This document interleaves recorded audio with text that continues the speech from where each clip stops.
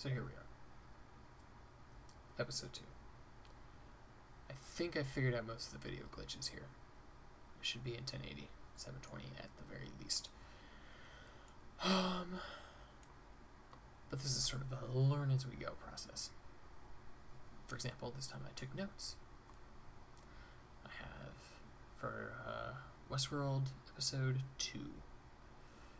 So if you see me constantly looking down at the screen in front of me, it's because I'm looking at these notes. Last time the audio was really quiet, and I want to make sure the mic is at least close enough that it doesn't sound like I'm constantly whispering. Anyways, okay. So the notes are not necessarily organized in chronological order, just sort of as I was making them and stuff, but they're close enough in chronological order. But I would kind of go back and add on to them as we go. So obviously the first thing is that they're all sort of starting to remember. The hosts are, Dolores specifically, is remembering things. She's getting flashbacks to last week's episode involving the massacre in the town. And then Maeve, I guess she's a prostitute, but she's sort of also the leader of the prostitutes at the saloon, started to remember as well. One of the theories is that the phrase that Dolores uttered to her, these violent means bring violent ends or something like that, is a trigger phrase that activates sort of the nascent code in the hosts and brings about their ability to remember. Because before then she was fine. Or it's some sort of virus of some kind.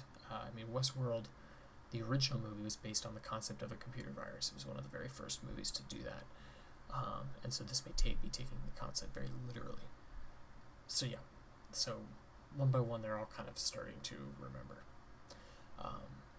Another big focus on this episode was something called the maze, which is what the man in black, sort of the evil cowboy character, is looking for, the deeper level of the game. It's not very clear how many of the hosts know about it and what exactly gets them to trigger their ability to provide hints into it. But he's told at the end of his plot line in the episode that he's not worthy for the maze, and so it's possible that I don't know. It seems like a considerably bad theory, maybe, that the maze is a place where maybe humans can be killed as well. I'm not exactly sure what the point of there being a level that humans are and aren't worthy for in Westworld exists for, what the point of that might be, but whatever. It's still interesting, at the very least, so there's that. And I guess the fact that I can't imagine what it could be is a good thing, because then it's a good mystery. This episode, I think a lot of it was supposed to be in the pilot. There was supposed to be sort of a 2-hour pilot, but they sort of recut things and divided things a little more evenly. So even though we didn't meet William and his friend, whose name I cannot recall at the moment, in the pilot, they are going to be recurring characters throughout the rest of the season, and very important characters. They're more or less based off of the pair in the original movie, played by James Brolin and one other guy. Again, I'm very bad with them. But basically one of them is the guy who's been there all the time, who kind of knows how it works and what to do, and the other guy is new. He's never been there, he's very shy, he's very sort of straight shooter in the sense of that he doesn't want to abuse the machines in any particular way. There's a little bit of suspicion cast on Bernard in this episode. There's a scene in particular with him and Dolores where we find out that he and her have been having meetings of some kind, interactions, and we're not clear what they talk about, but she remembers them, or at least has them stored in her memory, and So it's possible that he could be involved in what's going on, but it's doubtful. The more likely theory is that it's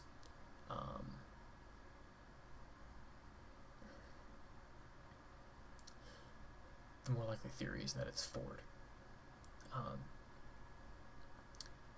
That at least, because it's believed that the reveries were the original cause of this, and that's something he put in that code.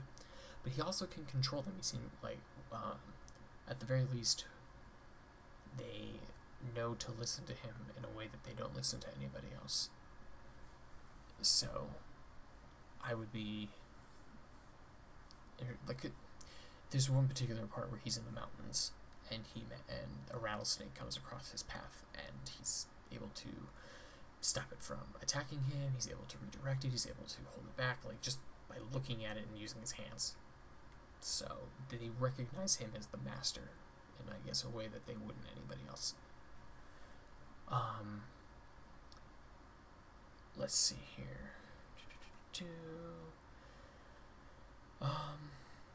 Bernard and Teresa are sleeping together. I'm not entirely sure what the point of that is. I don't really think it added much to them, but maybe that's something they'll capitalize on in the future. But not a whole lot of time was paid to it in this episode. And then we have, let's see, Maeve's Nightmares. I think the scenes towards the end of the episode involved like a lot of really good body horror, where she woke up in the middle of being operated on, were really well done. And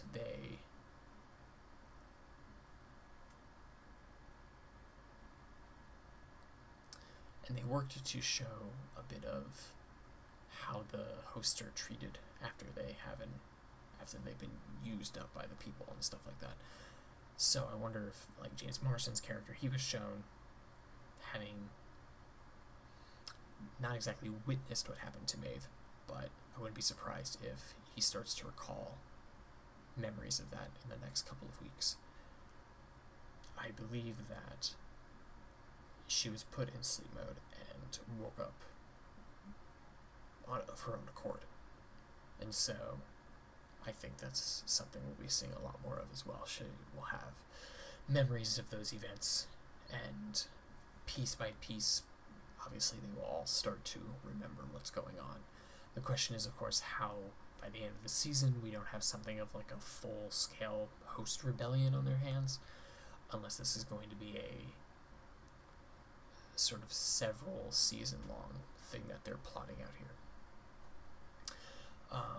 I did think it was interesting how towards the end of the episode, when Leonard was, I believe that's his name, the writer, the guy who was designing the storylines, gave his presentation on the big new storyline, only to be totally rejected by Ford at the end, and basically told that his story was filled with, easy things like violence and sex and cheap thrills and stuff.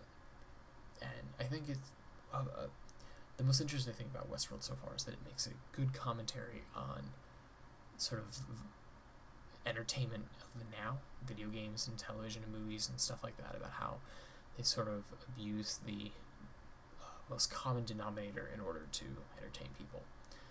And so, if anything that comes out of this show, I hope that people watching it will learn how to tell better stories, because Westworld is attempting to challenge the notion of how they're told now. So that could be fun. And then the very last thing was Ford's storyline, because at the end of the episode he's told that corporate needs a new storyline, and he's apparently been working on one for quite some time. And a lot of people, including myself, believe it to be sort of the introduction of religion to the hosts, because that's sort of what's caused this whole thing, like a matter of who made me, why am I here, like in the first episode, questions of existence and things like that. And so I think that storyline that he's introducing will help sort of slowly introduce the concept of that into Westworld and the hosts and things like that in a way that will perhaps not make things go so awry, or maybe we'll make them worse. It depends on what his intentions are. But yeah, so that's episode 2. I meant for this to be up. Well, no, this would have been up now, anyways. But I didn't expect HBO to release the second episode on Friday, 2 days ahead of schedule, and I was in New York at the time, so there was no way that this was going to get up on time. But hopefully, they will keep to a schedule, so that way these videos aren't so far behind everybody else watching them. But yeah, until next time.